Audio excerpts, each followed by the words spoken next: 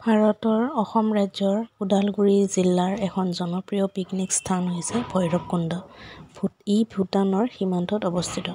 ভূটানৰ পৰা উৎপত্তি হোৱা জামপানী নদী আৰু ভৈৰৱী নদী ইয়াত একত্ৰিত হৈ ধনশিৰি নদী গঠন কৰে। ধনশিৰি নদী ব্ৰহ্মপুত্ৰ নদীৰ এটা প্ৰধান উপনৈ।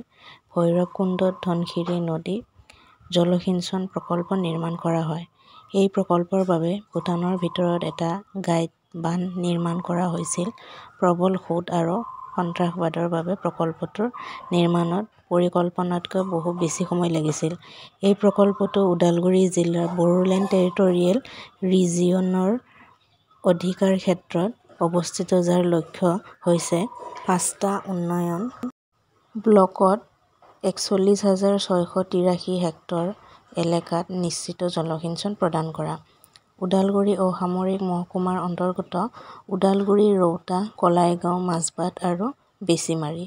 জলসিঞ্চন প্ৰকল্পৰ লগতে প্ৰতি ৯ মিটাৰ অৰ্থাৎ ৩০ ফুট ড্ৰপত ৫ নং জলপ্ৰপাতৰ পৰা ২০ মেগাৱাট বিদ্যুৎ উৎপাদনৰ পৰিকল্পনাও কৰা হৈছিল, যদিও সেয়া বাস্তৱিকত নহ'ল।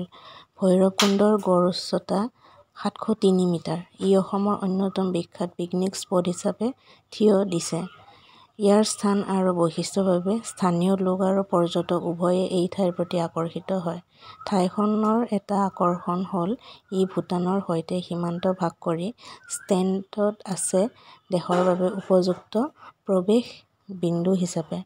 ইয়াৰ পৰাও মানুহে খোজ কাঢ়ি আন্তৰ্জাতিক সীমান্ত পাৰ হৈ কাষৰীয়া দৈফাম চহৰখন চাব পাৰে।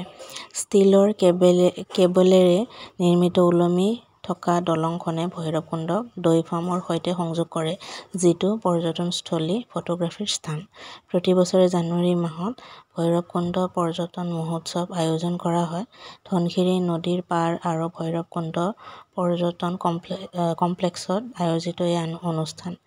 এই অনুষ্ঠানৰ মূল উদ্দেশ্য হৈছে স্থানীয় পৰ্যটক প্ৰসাৰিত কৰা আৰু সজীৱ স্থানীয় সংস্কৃতি উন্মোচন কৰা। এই অনুষ্ঠানৰ মূল আকৰ্ষণ হৈছে সমগ্ৰ উত্তৰ-পূব অঞ্চলৰ লগতে ভূটানৰ লোকনৃত্য আৰু সংগীত, পৰম্পৰাগত খাদ্য আৰু পৰম্পৰাগত সাজ-পোছাকৰ প্ৰদৰ্শন। এই অনুষ্ঠানৰ অন্যান্য কাৰ্যসূচীসমূহৰ ভিতৰত হাতী আৰু জীপ ছাফাৰীও অন্যতম।